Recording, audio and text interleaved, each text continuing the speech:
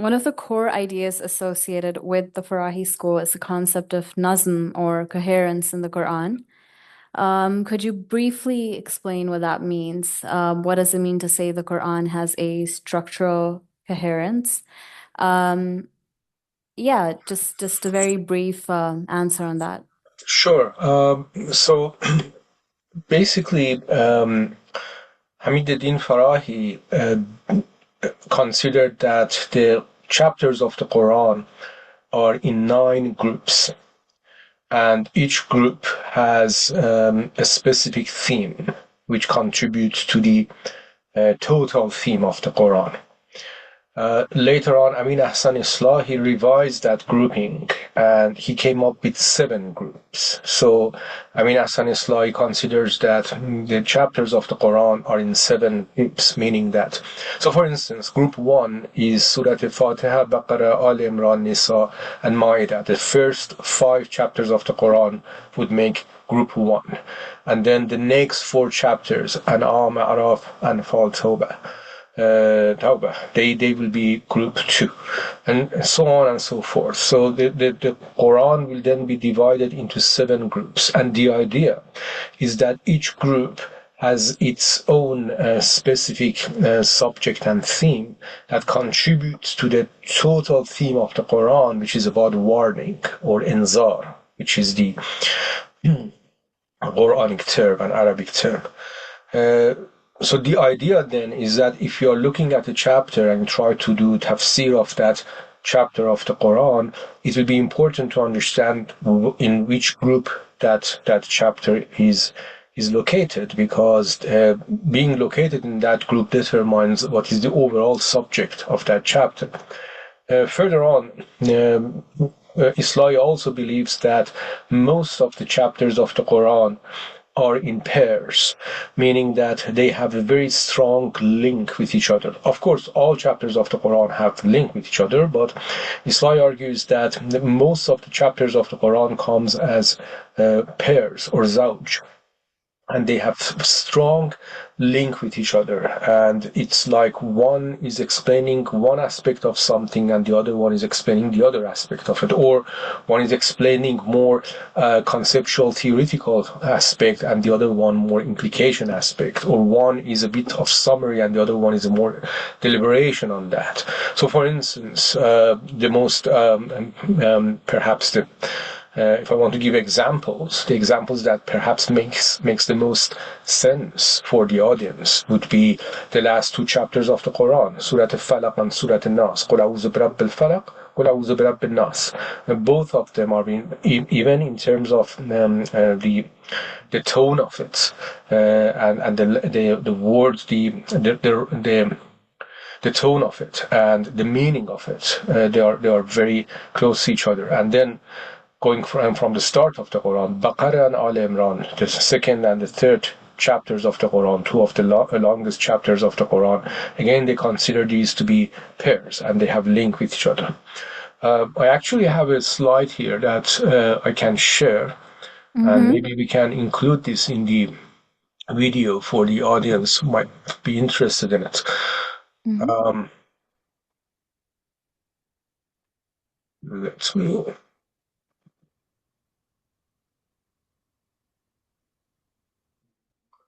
Okay, do you see this? Yes. Yeah, so this is some of the explanations are in Farsi, although most of the words are in fact common between Farsi and Arabic. So if the Mm-hmm. audience know Farsi, of course they understand it. If they know Arabic, I think they still understand most of it. Mm-hmm. The name of the chapters, of course, in Arabic. And what you are seeing here is the grouping. So 1, 2, 3, 4, 5, 6, and 7. So these are the 7 groups of the Quran, and these blue sort of brackets, these are the pairs, as you can see. So it Mm-hmm. shows all of it, and some more details. So and of course that's that's I mean Hassan Islahi himself. Right. So this is the way that Islahi had this. Now that I talked about Islahi, let me go back on my slides and show you Farahi as well. So we will pass this quickly, of course, but audience can pause on this and deliberate on it. So these are the 9 groups that Hamiduddin Farahi came up with.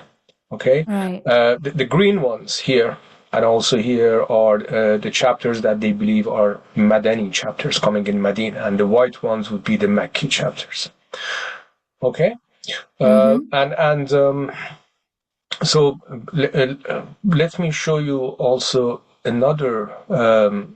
Let me share with you another slide as well, so that I make sure that I have answered your question, although briefly, but at least in a helpful way.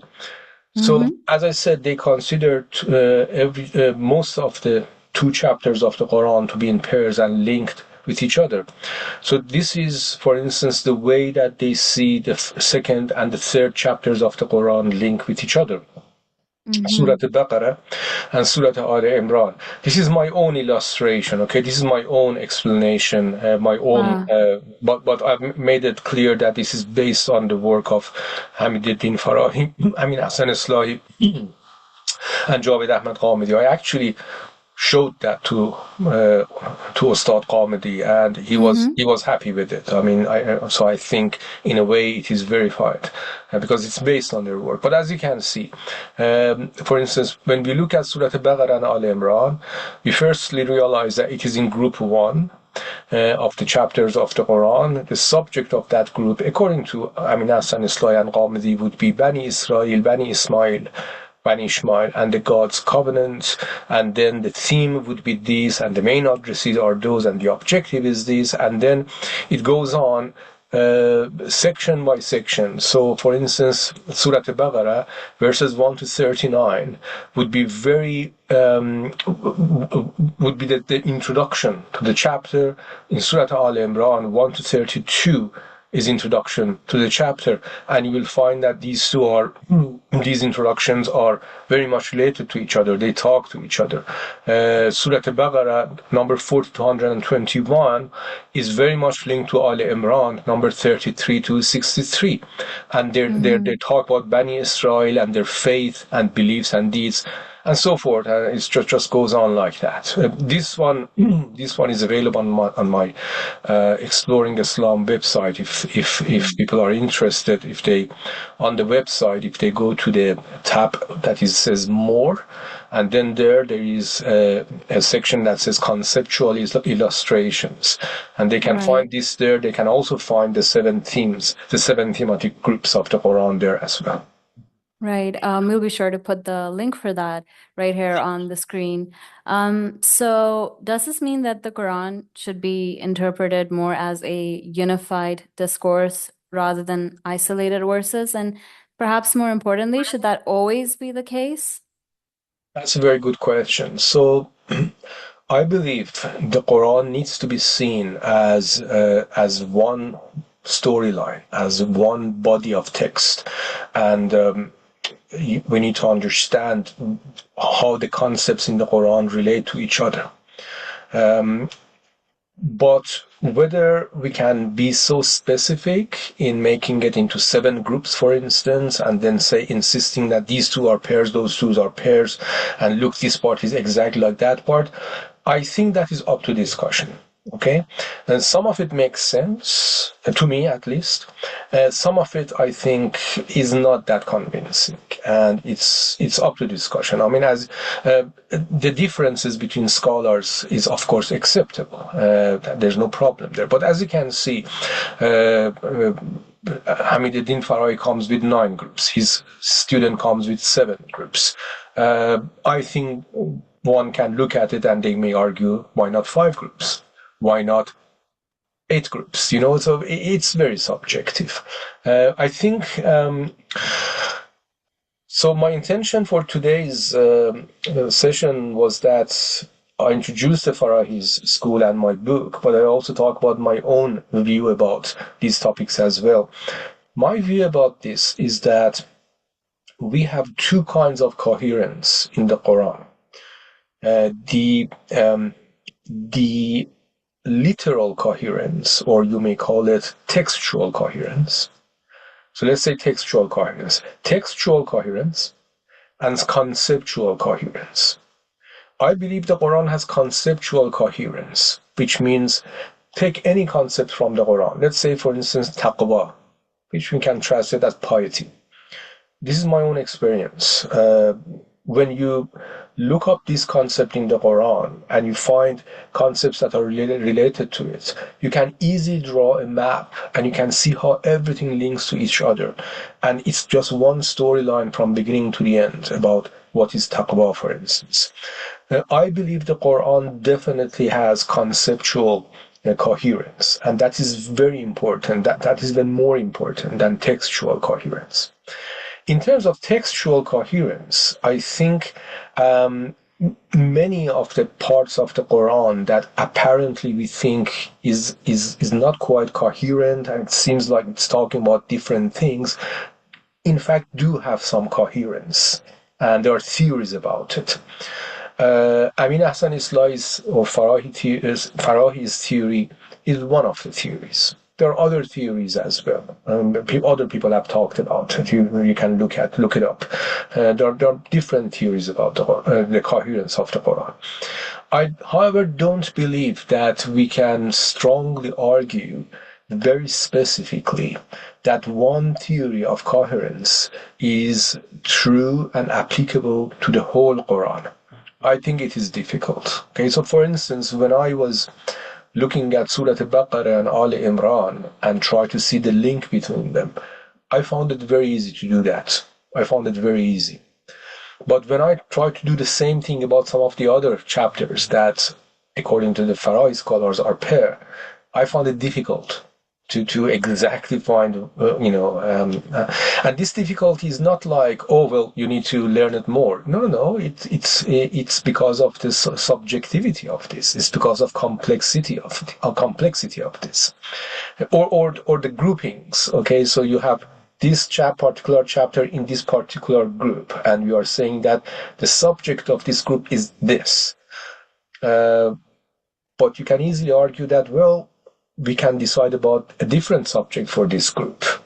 Or why not putting this chapter as part of the earlier group? It still makes sense. So these parts, to me, will be a bit like imposing that theory to the whole Quran. So to summarize, answering your question, I think the concept, I think Quran definitely has conceptual coherence. In terms of textual coherence, I think there's much more textual coherence in it than what apparently people see it. But I don't think that we can apply one theory of coherence to the whole Quran. Right. Okay.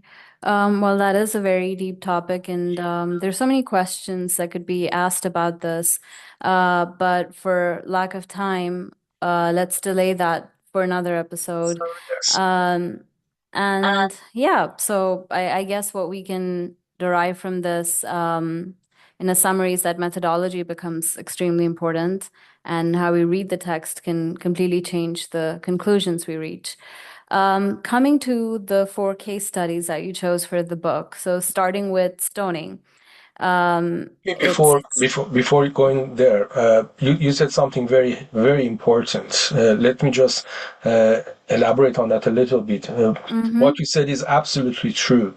And this is something that many people do not consider when they see different views among scholars or even among Muslims. Yes, sometimes differences of views are simply because people may not be that educated.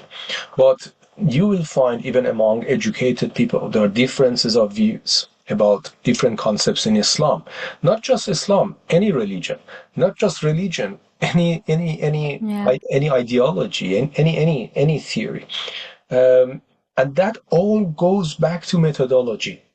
So consider this methodology. Imagine like you have. Do you remember these games where you drop a small ball from the top of this something and goes all these routes and ends up something at the end? Okay. Yeah. So these routes, the map of these routes is that methodology. All you need to do is to just make a slight change in the map of these routes. The ball that you drop from the top will end up somewhere else. So these differences of views, it's not necessarily because, oh, this person does not understand or this person is not thinking deeply. No, it's methodology. They have different methodologies. You may agree with a methodology or disagree with another methodology, but it's important to understand it's the methodology that is important. And one thing that unfortunately I can say in the scholarship of Islam, in particular in the recent times, because I think in the old times scholars were better in this, but in the recent times, contemporary times, there has been less attention to it, was to document these methodologies, to document these methodologies and to be able to compare them together. So that is what I've tried to do with this book, basically trying to document the Farahi's methodology. Okay. Well, yeah, that is, like you said, a much needed inclusion into current literature and discourse. So let's come to stoning, which is, one of the 4 case studies that you chose.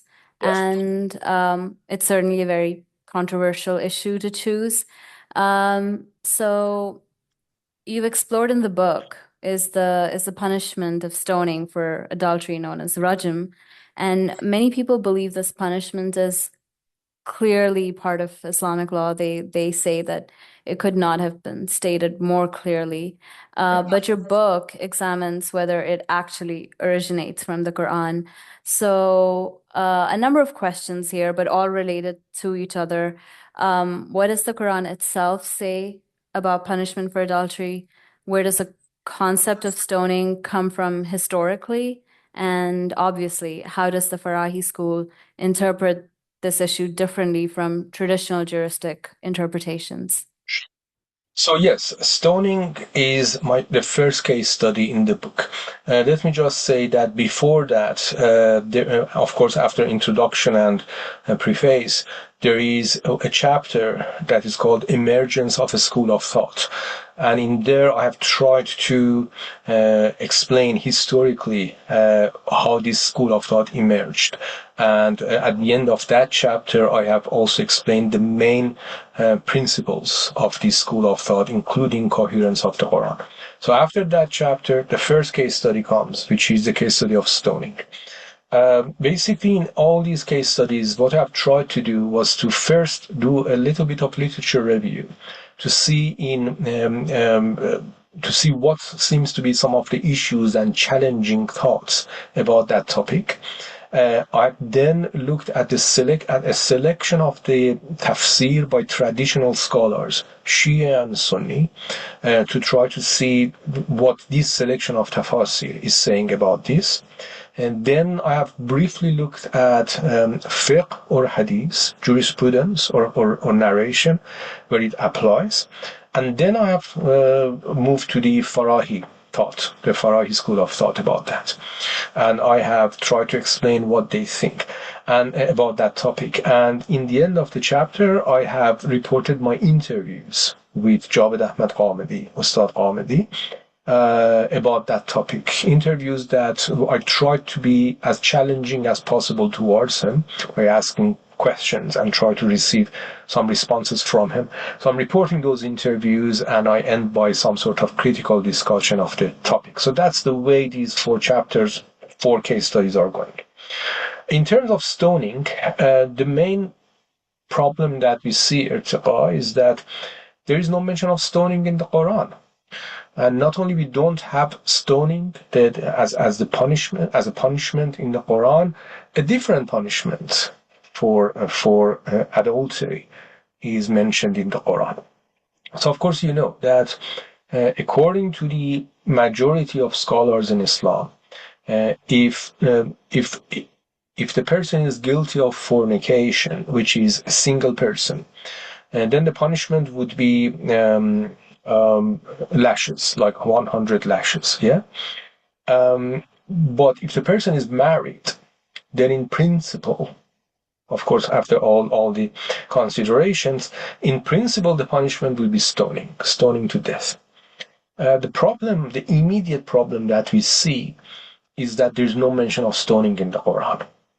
And not only there's no mention of stoning in the Quran, in fact, the Quran makes it very clear that a person who is guilty of zina, which is both adultery and fornication, does not make any difference between them.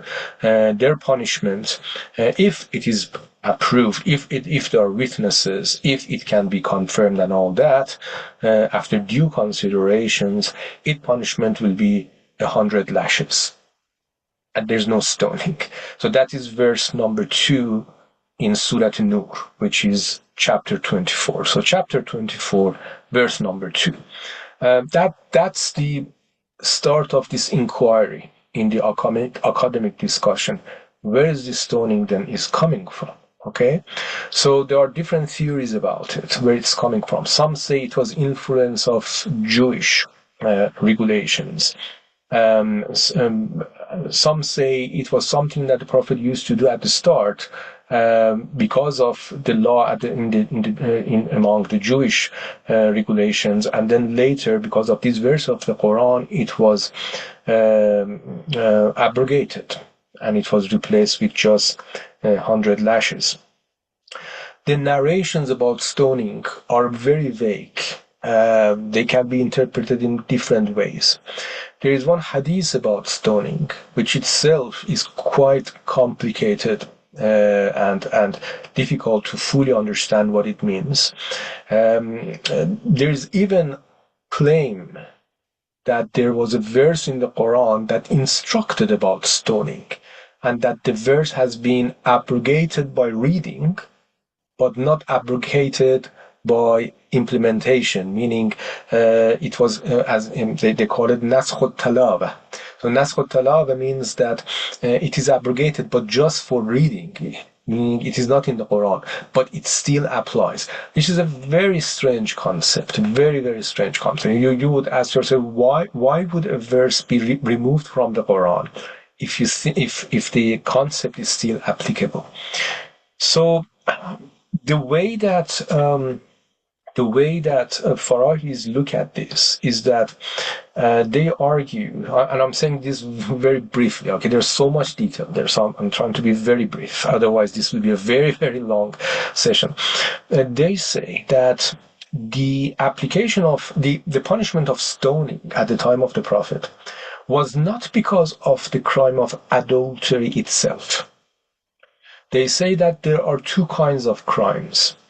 A crime that you may call it a simple crime, and the crime that is equal to anarchy in the land. Okay, so they give example. So a thief going to a house, breaking in, robbing something, going off. Okay, that's just a thief, a normal thief. But now imagine a group of bandits attacking a city, creating panic and going to the houses and robbing everything. That's not a normal theft. That would be creating anarchy in the land. In the Arabic term and Quranic term, that would be fasad fil ard, creating anarchy in the land. So there is a verse in the Quran, and that is in Surah Al-Ma'idah, the fifth chapter of the Quran, verse number 33. إنما جزاء الذين يحاربون الله ورسوله يسعون في الأرض فسادا أن يقتلوا أو يسلبوا أو تقطع أيديهم وأرجلهم من خلاف أو ينفوا من الأرض ذلك لهم خزي في الدنيا ولهم في الآخرة عذاب عظيم. So the verse basically is saying that the people who create anarchy in the land, there can be different punishments for them. And it mentions these punishments, and one of the punishments would be to kill them. And what the Farahi scholars say is that they argue about the way that this instruction about killing is given here, using the word yuqattalu, they argue that yuqattalu here means killing in a way that is very effective, very severe, very effective. And what they say is that the stonings at the time of the Prophet was because of fasad fil ars, creating anarchy in the land, by zina, by adultery. It wasn't because of adultery itself. So let me try to explain this in a slightly different way because I know it might be a bit complicated. So basically, it's like this. According to them, if a woman has committed zina or a man has committed zina, the Prophet would ask the situation. What was the context? What was the situation? If he comes to the understanding that this was just a simple zina, and it's like that simple theft that I talked about, then the punishment would be 100 lashes, as the verse in Surah An-Nur is saying. But if he would come to understanding that no, actually this was not a simple zina, this is creating anarchy in the land. Like for instance, you have made this place that you have made this a center of basically inappropriate behavior for everybody, for instance. So that would be like example of fasad fil ars, and then because of that, then the punishment of killing would apply if the judge considers this punishment to be fair. It's the judge can decide about it because in the same verse, Surah Al-Ma'idah, verse 33, there are other punishments as well, including exile, just sending the person out away. But if the judge comes to the understanding that yes, this is fasad fil ars, then the punishment of killing or severe killing, according to Farahi scholars, applies, and that would be stoning. So again, according to them, any cases that you read at the time of the Prophet when somebody was stoned because of zina, it wasn't really because of zina. It was because by zina, adultery, that person had created anarchy in the land. That is their understanding. Is that Right. clear? Is that clear? Yes. Yes. Um, so this debate, I think, tells us about the relationship between religion and political authority in early Islamic history. So is it more like a mergence of the two? What you mean by this? Explain. So it's combining what was already part of the cultural fabric of the society and sort of laws that were in protection of the culture that was already prevalent. The basic idea is that you based on their understanding, the Farahi scholars understand. I need to keep saying that because if somebody sees this video from the middle, they may think that this is my understanding. So based on their understanding, the concern of this verse in Surah Al-Ma'idah 33 is to preserve the society. Okay, so yes, there is a rulership, and it will be the duty of that rulership to preserve this society, make sure it is safe. If they then find that there are people who are creating anarchy and disorder in this society, according to Farahis, this verse has given them to apply punishment to them. And this punishment can be very severe because it can be killing, according to Farahi's severe killing. It can be putting them on the cross. It can be cutting their hands and feet from different sides, or it can be exile. Okay, so it's quite severe punishment. According to them, this is for people who create anarchy in the land. I can explain my own views about this, but firstly, let me answer any questions that you have about the Farahi's view. No, I don't particularly have a question, but just like going off on how you started, that if somebody were to watch this video in the middle, they'd probably think that you were taking, and which is actually, according to the title of your book, it does seem like I think any author that you would be, well, to put in very simple words, like sort of advocating for the Farahi school. But the more I hear you answering these questions, to me, it seems like you're not really advocating for it. You definitely support to some extent, the school's ideology, but then you are also keen on pointing out its weaknesses or critiquing it while comparing it to other schools. So is that a correct assessment? So, I mean, I think there's no school of thought in Islam that is not prone to criticism and review, and that includes Farahi School of Thought as well. It has lots of advantages, and I personally believe that it is much stronger than the traditional schools of thought. But in the book, I've tried to also show what I found it to be contradictions, challenges, issues, weaknesses, and all that in different concepts that they are talking about. And then, of course, as I said at the start of this session, start of this video, I myself I'm now on a totally different paradigm. Okay, I mean, I'm not even believe that the social rules and penal rules of Islam were supposed to continue for generations after generations. I believe that these were just for that time and that area of the earth. I also believe in pluralism, religious pluralism. Of course, none of this is in common with the Farahi schools of thought. They are on that particular, in these particular concepts, they are quite traditional themselves. To me, Right. they would still be traditional because of that. Yeah. Yeah. Okay. So let's go to apostasy and the freedom Let of me belief. explain my own view about this as well. Okay. About the stoning. So very briefly, I agree with Farahi school of thought that because stoning is not in the Quran, we cannot just bring it out from hadith or the so-called verse of the Quran that is no longer in the Quran and all that. I totally agree with that. There's something totally wrong here, so I totally agree with that. However, I find it a bit difficult to then argue that this is coming from verse 33 in Surah Ma'idah. Because yes, the verse is talking about yuqattalu, but first of all, not all scholars have the same view that yuqattalu means severe killing.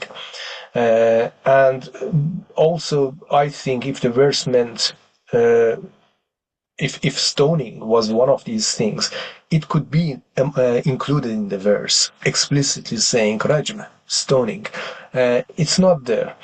And also, I don't see any evidence of this in any of the conversations that is reported from the time of the Prophet. Oh, this is fasad fil arz, etc., etc.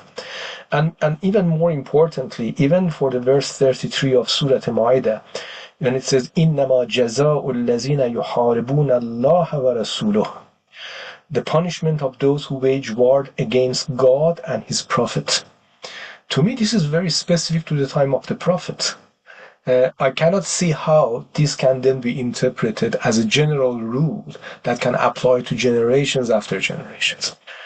I think, God knows better, but among all theories, the theory that I found is more defendable is the one that says there was no instruction about what to do about zina until a certain point at the time of the Prophet. So till that point, the Prophet would just adopt the Jewish law, which was stoning. And then the verse of the Quran comes that says just 100 lashes, and the Prophet adopted that. So that's the way that I think makes more sense. Which then, if we agree with that, then there should not be any stoning as punishment in Islam, even if we agree, unlike me, if we agree that all the social and penal rules of Islam at the time of the Prophet should be applied for the future, never-ending future.